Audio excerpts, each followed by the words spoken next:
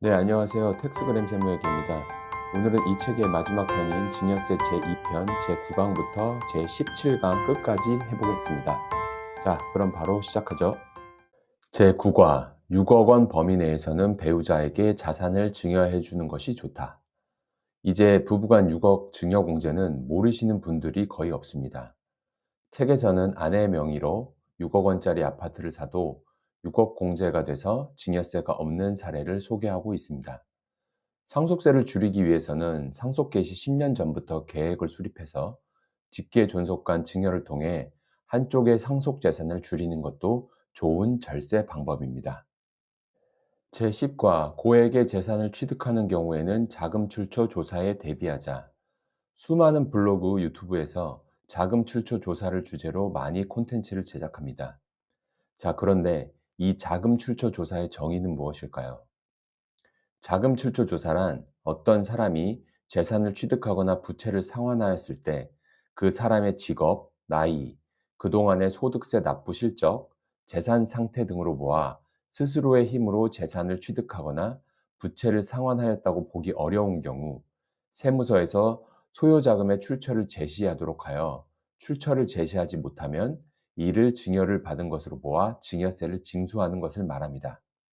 책에서는 자금 출처로 인정되는 대표적인 항목과 증빙 서류를 안내하네요. 근로소득, 원천징수소득은 원천징수 영수증, 사업소득은 소득세 신고서, 차입금은 부채증명서, 임대보증금은 임대차 계약서, 보유재산 처분액은 매매계약서, 현금 예금의 경우 통장사본, 특히 개인 간 금전거래는 차용증, 계약서, 영수증만으로는 입증받기 어려우므로 이를 뒷받침할 수 있는 예금 통장 사본, 무통장 입금증 등 금융거래 자료를 준비해야 합니다. 제11과 부채를 상환할 때도 상환자금의 출처 조사에 대비해야 한다. 나 잘난 씨는 아들 명의로 국민주택 규모 아파트를 한 채 매입해서 1억 5천만 원의 전세를 주었습니다.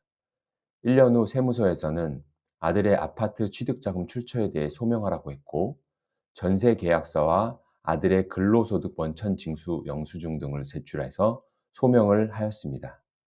얼마 후 아들이 결혼을 하게 되어 나 잘난 씨가 전세금을 대신 갚아주고 아들이 입주해 살고 있는데, 이번에는 전세금 반환자금 출처를 소명하라고 안내문이 나왔습니다. 나 잘난 씨는 예전에 아파트 취득 시 자금 출처 조사를 소명을 했기 때문에 다 끝난 줄 알았지만 전세금 반환에 대해 다시 조사가 나올 줄은 생각하지 못했습니다. 아들이 소명하지 못하자 세무서에서는 나 잘난 씨가 전세금 상당액을 증여한 것으로 보아 증여세를 고지하였습니다. 본 사례에서 볼 수 있듯이 부동산 취득 시뿐만 아니라 부채 상환에 대해 국세청은 부채 사후 관리라는 것을 매년 하고 있습니다. 따라서 부동산 취득과 관련된 부채를 상환할 경우에도 이러한 점을 대비해서 상환 계획을 수립하여 상환해야 하겠습니다.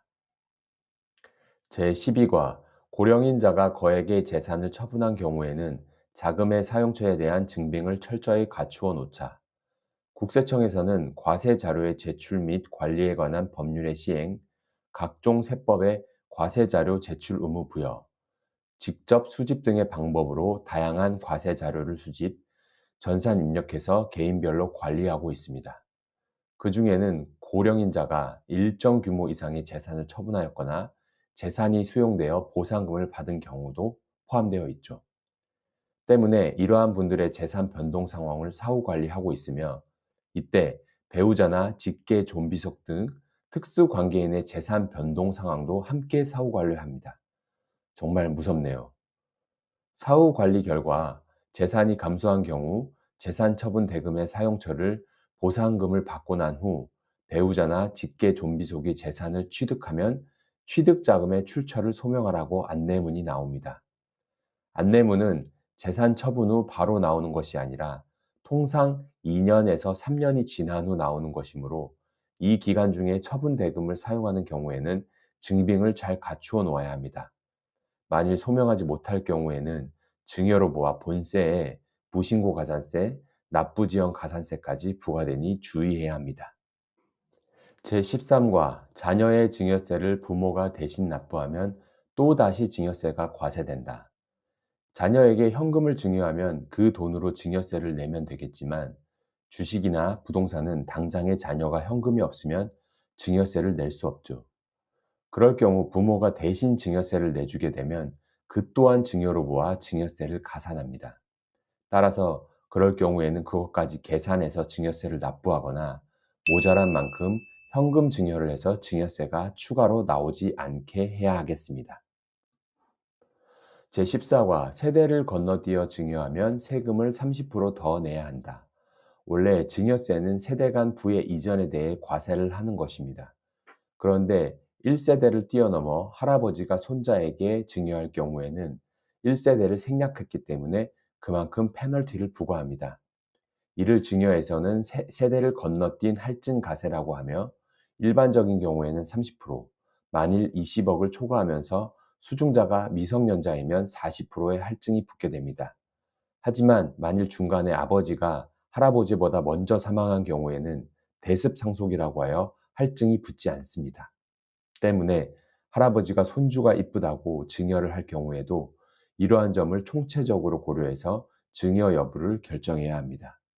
제15과 증여세를 신고하지 않으면 정상 신고한 때에 비해 세금을 20% 이상을 더 내야 한다. 증여세는 증여를 받은 날이 속하는 달의 말일부터 3개월 이내에 증여세를 신고해야 하며 신고를 하면 3%를 깎아줍니다. 하지만 제때 신고를 하지 않으면 무신고 가산세 20%, 이에 따르는 납부지연 가산세가 하루당 10만 분의 22씩 붙기 때문에 기한 내에 꼭 신고를 해야 합니다. 앞서 설명드렸다시피 국세청에서는 각종 법률에 따라 거의 모든 과세 자료를 수집하여 전산에 입력해서 관리하고 있어 소유권의 변동이 생긴 경우에는 포착이 가능합니다. 따라서 국세청이 모를 거라고 생각하지 말고 기한 내 신고해서 3%의 세금이라도 절세를 해야 합니다. 제16과 계부, 계모가 자녀에게 증여하는 경우에도 5천만 원이 공제된다. 2014년 1월 1일부터는 계부, 계모가 자녀에게 증여하는 경우에도 10년간 5천만 원 한도로 증여재산 공제를 받을 수 있으며 미성년자인 경우에는 2천만 원 한도로 공제를 받을 수 있습니다. 다만 전처소생의 자녀가 직계혈족인 부친이 사망한 후 재혼하지 않은 계모로부터 증여받은 경우에는 이때 계모는 사촌 이내의 인척에 해당해서 5천만 원이 아닌 1천만 원이 공제됩니다. 제17과 창업자금 또는 10년 이상 영위한 가업 주식을 생전에 자녀에게 증여하면 증여세 특례세율을 적용받을 수 있다.